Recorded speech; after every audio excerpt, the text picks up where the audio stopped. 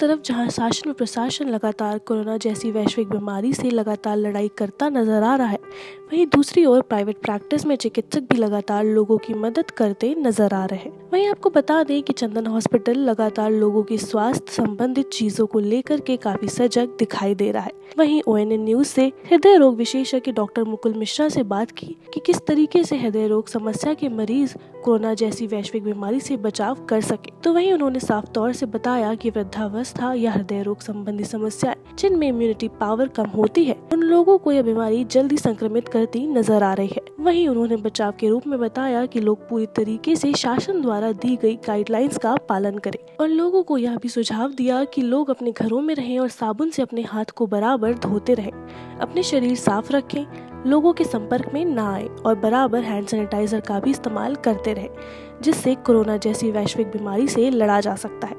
तो वहीं आगे उन्होंने यह भी कहा कि चंदन हॉस्पिटल लगातार लोगों के लिए मदद का हाथ बढ़ा रहा है और लगातार लोगों की मदद करता नजर आ रहा है।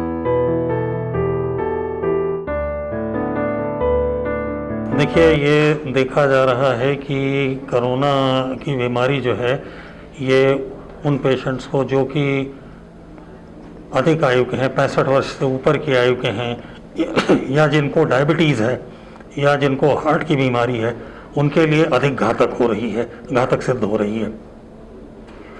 तो इन जो इस प्रकार के रोगी हैं उनको विशेष बचाव की ज़रूरत है और उनके लिए यही सलाह दी जाती है कि वे भरसक जहाँ तक हो सके घर में रहें, बहुत ही आवश्यक कार्य हो तभी घर के बाहर निकलें, जब भी निकलें बाहर मुंह ढक के रखें और जो सफाई की जो नॉर्मल प्रक्रिया है, हाथ साफ रखना, चाहे हाथ धोकर चाहे सैनिटाइज़र का यूज़ करके उसको साफ रखें।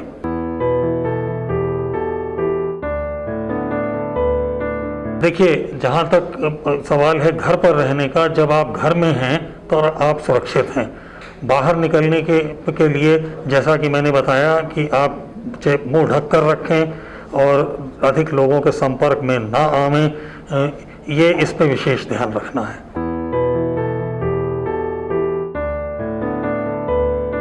देखिए, पेशेंट्स जो हमारे रूटीन हैं उसमें से बहुत सारे नहीं आ पाते हैं। अधिकांश पेशेंट्स आ जाते हैं क्योंकि पेशेंट्स को आने की प्रशासन द्वारा छूट मिल जाती है। और रहा हमारे मूवमेंट का सवाल, तो हमें तो DM कार्यालय द्वारा पास इशू किया गया है, तो हमारा मूवमेंट तो रिस्ट्रिक्टेड नहीं है। लेकिन पेशेंट्स ज़रूर उनको आने में समस्या होती है, लेकिन फिर भी प्रशासन द्वारा उनको स्वीकृति मिल जाती है।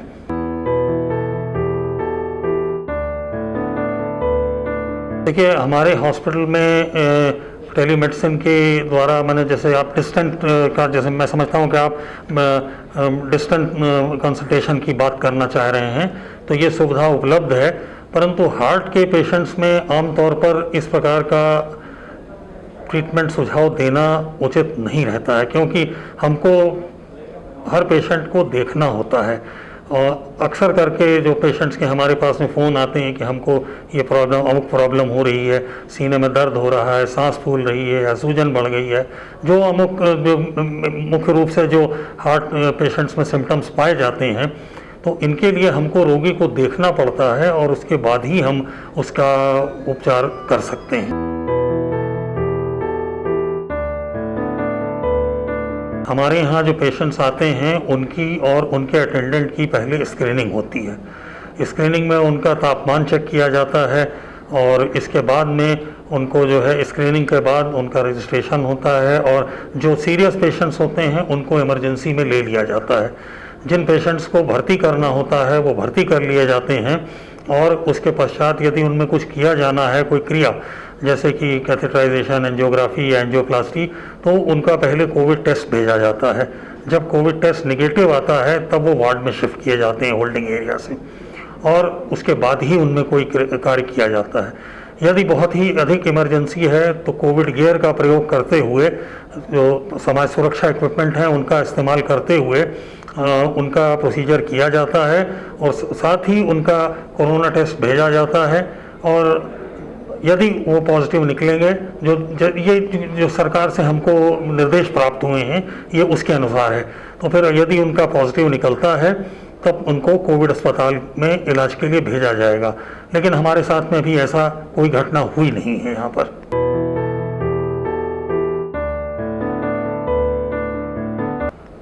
देखिए, जनरल प्रिकॉशंस ही मैं यहाँ पर एडवाइस कर सकता हूँ। पहला चीज़ तो आप बिला वजह घर से मत निकलिए, घर में रहिए। घर में रहेंगे सुरक्षित रहेंगे।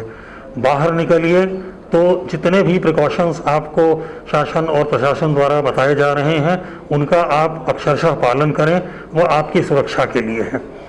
और यदि आपका बाहर निकलना आवश्यक है तो उन सुझावों को जो भी आपको सुझाव दिए गए हैं उनका पालन करते हुए आप अस्पताल में आ सकते हैं।